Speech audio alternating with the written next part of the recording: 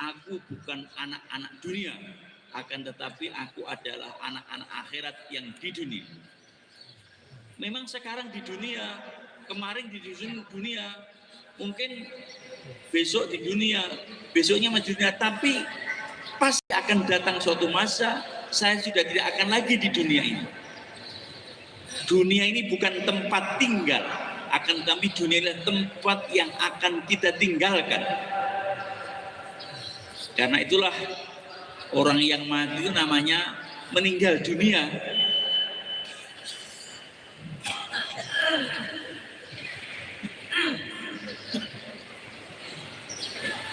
Meninggal dunia untuk hidup di alam kubur. Insya Allah semua dapat jatah. Jangan takut, tenang saja. Kematian pasti akan menemui kita. Tidak boleh khawatir, tidak perlu khawatir. Karena kematian itu akan mengobati kerinduan kekasih kepada kekasihnya. Dan orang beriman itu Allah mengatakan walladzina amanu asaddu hubban lillah. Sesungguhnya orang beriman itu amat sangat cintanya kepada Allah. Lah cinta itu mesti melahirkan kerinduan, dan kerinduan itu adalah keinginan bertemu dengan kekasih. Maka datangnya malakal maut itu ditunggu-tunggu orang beriman. Begitu malakal maut datang, ahlan wa sahlan, selamat datang, sudah 60 tahun kamu saya tunggu.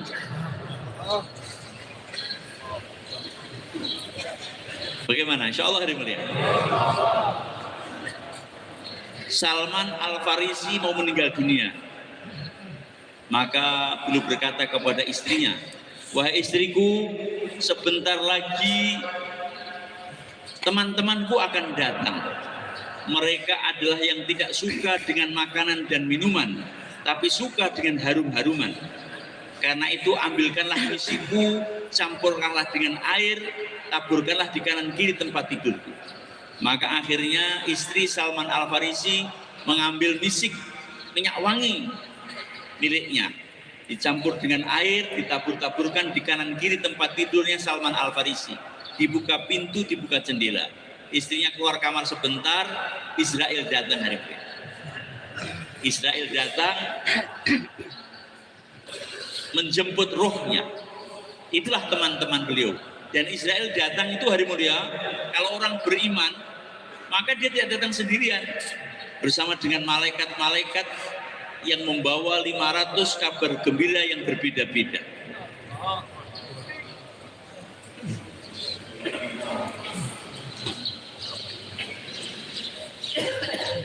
Innal ladzina qalu rabbunallahu tsumma istaqamu tatanazzalu alaihimul malaikatu alla takhafu wa la tahzanu wa absiru bil jannati allati kuntum tu'adun. Sesungguhnya orang-orang yang mengatakan Tuhan kami adalah Allah dan kemudian istiqomah, maka pada saat kematiannya malaikat akan turun. Malaikat akan datang dan malaikat mengatakan, janganlah kamu takut dengan apa yang kamu hadapi dan janganlah kamu khawatir dengan apa yang kamu tinggalkan.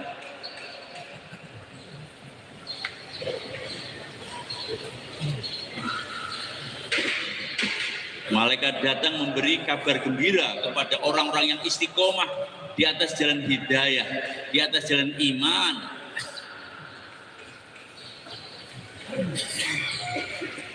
Sesungguhnya derajatmu akan dinaikkan, dosa-dosamu akan diampuni, anak-anakmu akan dijaga, istrimu akan dijaga juga. Allah akan menjaganya dan menjaga istri yang ditinggalkan itu hari mulia. Ada kalanya dikawinkan sama orang lain juga. La ilaha illallah. Jadi jangan khawatir.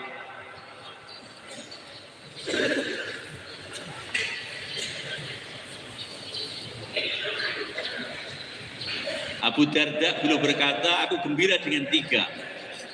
Satu, gembira dengan datangnya sakit, datangnya miskin, dan datangnya melarat. Datangnya miskin, datangnya mati. Ini tiga yang ditakutkan semua orang. Tapi Abu Darda gembira dengan datangnya tiga ini. Datangnya sakit, karena kalau sakit akan menggugurkan dosa-dosaku. Bila aku miskin, memudahkan hisabku.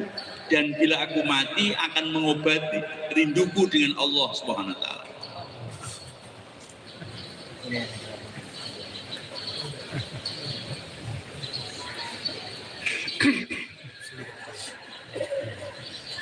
Dimuliakan Allah Subhanahu wa Ta'ala, Abu Bakar radhiyallahu an merasa sudah dekat dengan kematiannya. Maka beliau berkata kepada Sayyidina Ali, "Wahai Ali, bila kematian menjemputku, maka gunakanlah tanganmu yang dulu engkau gunakan untuk memandikan Nabi, memandikan aku. Gunakanlah tanganmu yang dulu kau gunakan untuk mengkafani Nabi, mengkafani aku.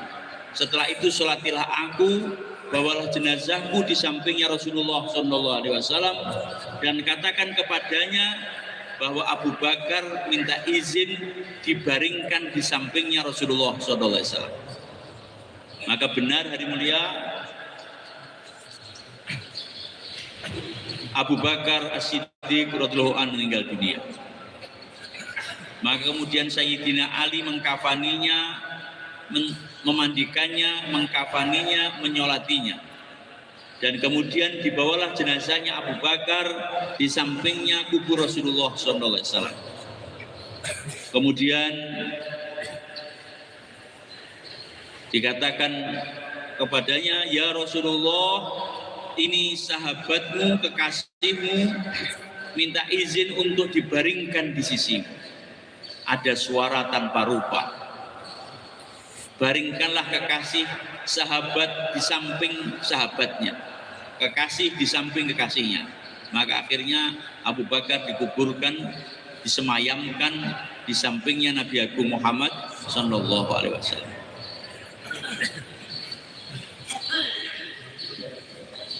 Iskandar Zulkarnain, raja Makedonia, beliau berwasiat kepada keluarganya. Masih muda, meninggal umur sekitar 30-34 tahun. Itu Iskandar Zulkarnain. Maka dia berkata, "Bila kematian menjumpai aku, maka bawalah jenazahku keliling kota sebelum aku engkau makamkan." Maka hal ini menjadi sesuatu yang mengusik hati keluarganya. Bagaimana ini Iskandar Zulkarnain mau mati kok mau bawa keliling kota? Dan keluarkanlah tanganku, katanya, dari keranda. Maka Iskandar berkata, "Aku ingin memberitahu kepada seluruh manusia bahwa aku adalah Iskandar Zulkarnain, raja terbesar ketika itu menguasai hampir seluruh dunia. Mati, tangannya dikeluarkan dan tidak membawa apa-apa."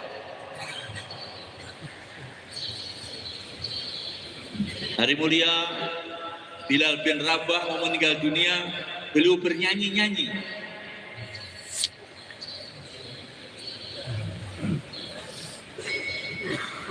Bagaimana itu syairnya itu? Wadzannal akibah Muhammadan wa kisbah. Mana? Apa enggak? Itu. Besok aku akan bertemu dengan kekasihku Muhammad SAW dan sahabat-sahabatnya. Mau mati itu gembira, nyanyi-nyanyi, besok aku akan bertemu dengan Muhammad SAW dan sahabat-sahabat.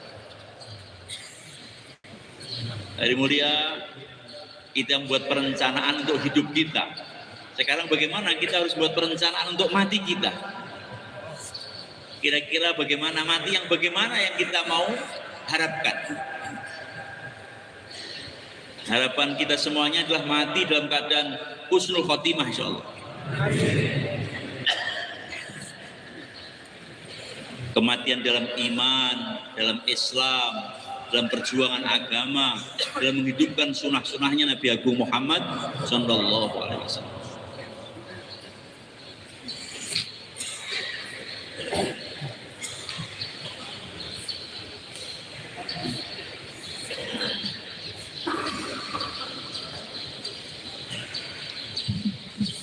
kebiasaan seseorang itu akan menentukan kematiannya.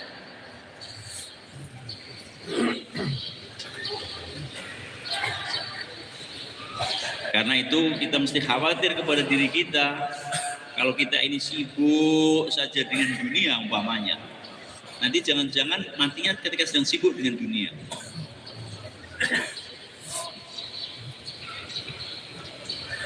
Karena itulah hari mulia, ada 4 perkara yang sekurang-kurangnya menjadi kesibukan kita. Pertama dakwah, kedua taklim, yang ketiga ibadah zikir dan khidmat kepada umat. Bagaimana 4 ini menjadi jalan kehidupan kita. Karena dalam dakwah itu sumber hidayah, dalam taklim ngaji itu juga sumber hidayah, ibadah zikir itu juga sumber hidayah, dan khidmat kepada umat itu juga sumber kepada hidayah. Sumber hidayah, sumber kebaikan-kebaikan. Kalau kita sibukkan diri kita kepada 4 ini, maka semoga kematian kita pun dalam kesibukan ini.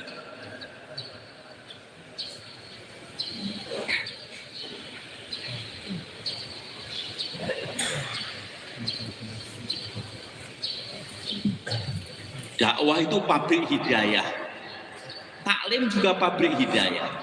Begitu banyak majelis-majelis ilmu yang telah menjadi jalan hidayah, pembuka hidayah bagi begitu banyak manusia.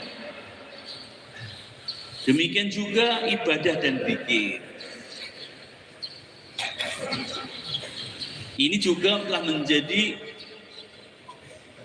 begitu banyak hidayah tersebar sebab ibadah dan zikir daripada pendahulu-pendahulu kita. Kemudian yang keempat yaitu khidmat kepada umat, melayani umat dalam kebaikan-kebaikan. Maka kita sibukkan dalam keempat perkara ini. Dan itulah kesibukan yang ada di Madinah. Madinah menjadi Madinatul Munawwarah, Madinah yang memancarkan cahaya, itu karena di Madinah itu pabrik hidayahnya itu hidup 24 jam. Dakwah, taklim, ibadah, zikir dan khidmat itu telah hidup 24 jam di Masjid Nabawi. Akhirnya Masjid Nabawi dan kota Madinah telah memancarkan cahaya di ujung-ujung dunia. Walaupun lampu masjid belum dinyalakan, tapi cahaya hidayah sudah menyebar di ujung-ujung dunia. Mengapa? Karena mesin hidayah sudah dihidupkan.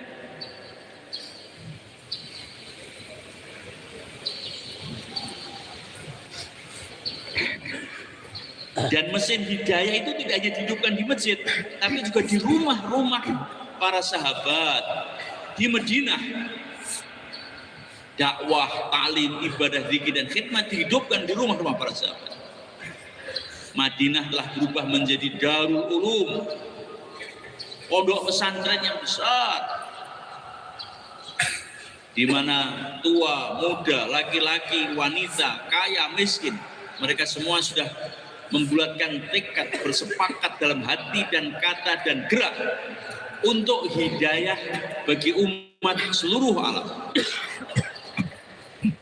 Pusatnya masjid menjadi sentral kegiatan, di mana Rasulullah dan para sahabat telah membangun masjid di Madinah, kemudian membagi waktu untuk masjid.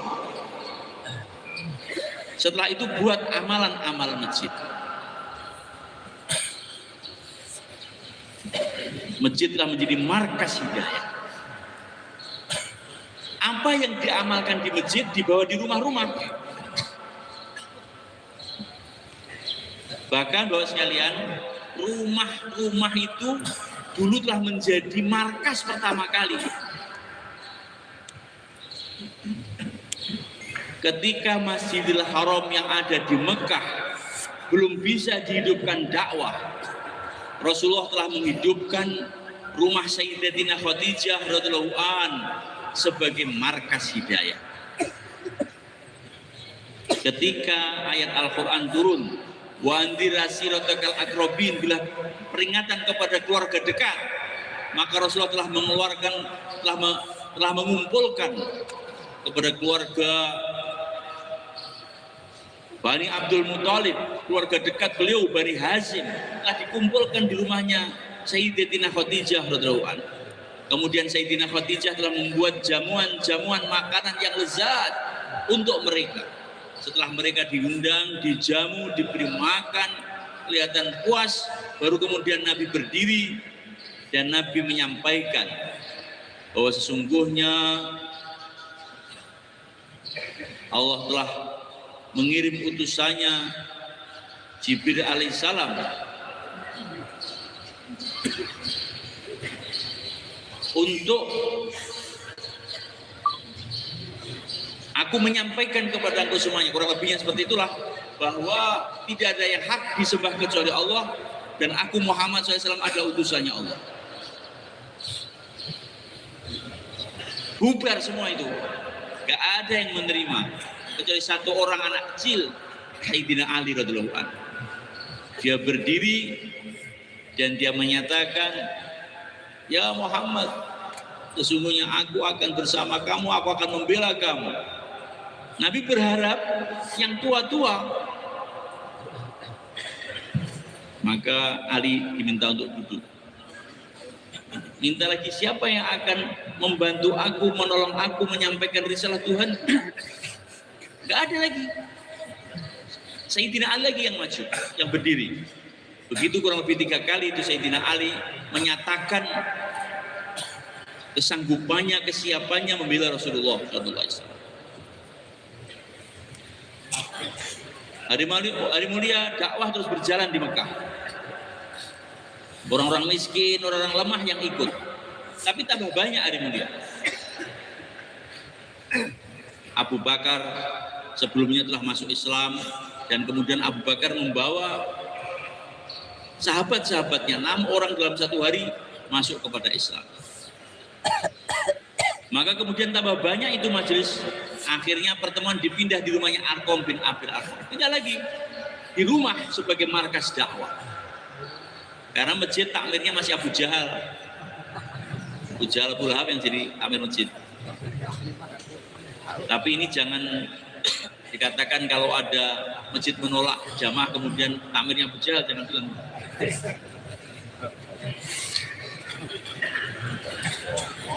Ini Rasulullah hari mulia, insanul kamil, manusia sempurna. Kalau orang menolak itu ya karena keburukannya yang menolak. Tapi kita ini siapa? Banyak salah, banyak dosa, banyak lupa, ngantuan lagi. Kalau kemudian dakwah ditolak itu kan banyak kurangnya. Ngomongnya kadang-kadang pletot-pletot ya kan. Wajahnya juga pas-pasan. Rasulullah itu wajahnya enggak anteng.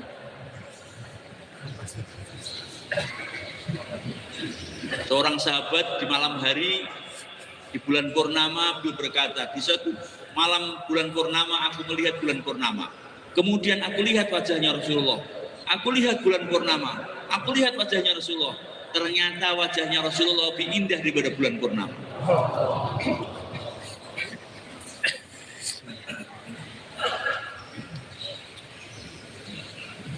Keringatnya wangi walaupun tidak pakai minyak wangi. Itu Rasulullah SAW. Wajahnya bercahaya, dari mulia.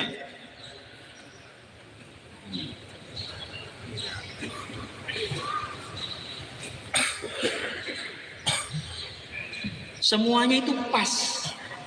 Tingginya itu pas. Warna kulitnya itu pas. Seakan-akan semua kebaikan kumpulkan kepada beliau itu. Jasadnya sempurna, batinnya sempurna, itulah Rasulullah.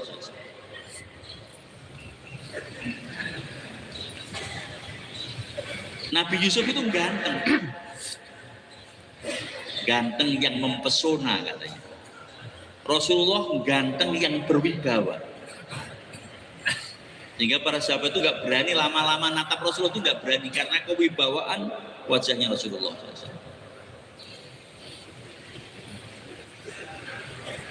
Di satu waktu beliau berjalan bersama Sayyidina Ali di lorong-lorong di Mekah.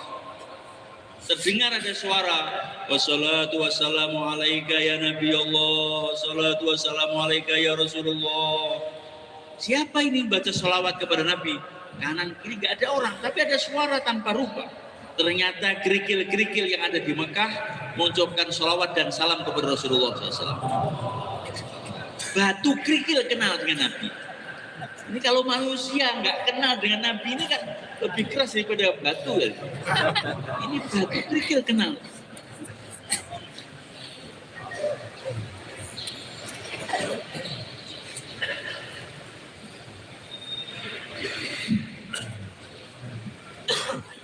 Beberapa ekor serigala telah datang Rasulullah di Madinah. Kemudian serigala itu mendekat kepada Rasulullah SAW. Ternyata serigala ini dia adalah utusan daripada serigala-serigala yang ada di Madinah. Ya Rasulullah, aku ini adalah utusan daripada serigala-serigala yang ada di sekitar Madinah. Kami datang untuk bermusyawarah. Ini utusan ini ternyata tidak hanya DPR saja, ada serigala juga jadi utusan. Perwakilan. Kami ini tidak enak telah mencuri ternak-ternaknya para sahabat di Madinah. Kami tidak enak. Karena ini sahabat-sahabat ini berjuang taat kepada Allah, kemudian ternaknya saya curi. Ini kami ini tidak enak hati, ini katanya serigala. Nah terus bagaimana? Ya Rasulullah, kami usul agar sahabat-sahabat engkau mengirim kepada kami mana ternak-ternak yang diikhlaskan untuk kami makan, itu diserahkan kepada kami, kemudian itu yang kami makan. Karena sahabat-sahabat serigala-serigala ini gak enak hati telah makan ternak-ternaknya para sahabat. Akhirnya Rasulullah telah menjumpai para sahabat di masjid dan beliau katakan, beberapa ekor serigala Madinah telah datang kepadaku minta dimusyawarahkan, di mana mereka tidak enak hati telah makan ternak-ternak kamu. Karena itu mereka usul untuk menyerahkan ternak-ternak yang kau ikhlaskan kepada mereka. Maka sahabat menyatakan, ya Rasulullah, kami yang memelihara, kami yang mengembala, bagaimana kami menyerahkan kepada mereka? Sudah begini aja Rasulullah, pokoknya yang sudah dimakan sama serigala kami ikhlaskan. Itu memang rezeki dia, bukan rezeki kami, sudah kami ikhlaskan. Akhirnya itulah keputusannya, ya sudah pokoknya ini bayi serigala sudah, ini mana yang kamu makan itu sudah rezekinya kamu diikhlaskan oleh para sahabat. Paling-paling serigala di mulia kalau makan ya satu serigala satu kambing sudah cukup. Gak ada itu serigala nyuri satu kandang itu, atau nyuri satu truk itu gak ada. Kalau manusia ini, kalau nyuri satu truk, la ilaha illallah. Di kampung itu ada itu binatang yang suka lompat-lompat, suka makan kelapa, namanya bajing dalam bahasa Jawa. Bahasa Indonesia tupai, dalam bahasa Jawa namanya bajing. Itu bajing itu makan ya satu kelapa, dua kelapa itu sudah pol perutnya itu. Tapi kalau namanya bajingan, tidak tahu berapa banyak itu lama kalau bajingan.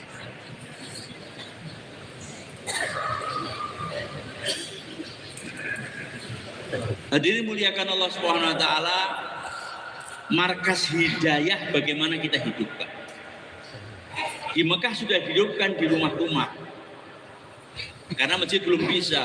Ketika Nabi pindah ke Madinah, di Mekah di rumah-rumah, di Madinah Nabi terus bangun masjid. Pertama masjid di Kuba.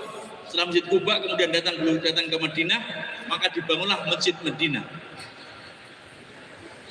Rasulullah membangunnya bersama dengan para sahabat, dan kemudian di sana dihidupkan amal-amal dakwah, ta'lim, ibadah dikit dan kita.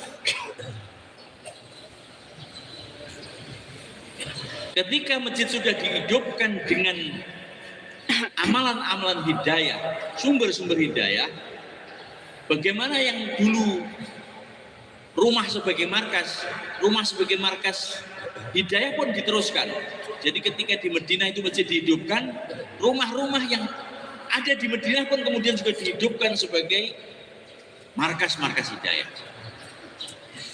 Dan karena dukungan yang begitu hebat dari kalangan orang-orang Ansor, sehingga bukan hanya 1-2 itu markas hidayahnya, tapi seluruh rumah-rumah para sahabat yang ada di Madinah dihidupkan menjadi markas-markas hidayah, di mana suami dan istri, anak dan bapak, orang tua, ahli keluarga di rumah-rumah mereka sibuk dalam amal hidayah. Dakwah dihidupkan, taklim dihidupkan, ibadah zikir dihidupkan, dan khidmat kepada umat dihidupkan. Kadang-kadang mereka telah membawa kurma-kurma, tandan-tandan kurma itu dibawa ke masjid, digantungkan di tiang-tiang masjid, sehingga musafir-musafir dan jamaah masjid yang datang ke masjid dan kemudian langsung mengambil itu kurma-kurma yang ada di masjid.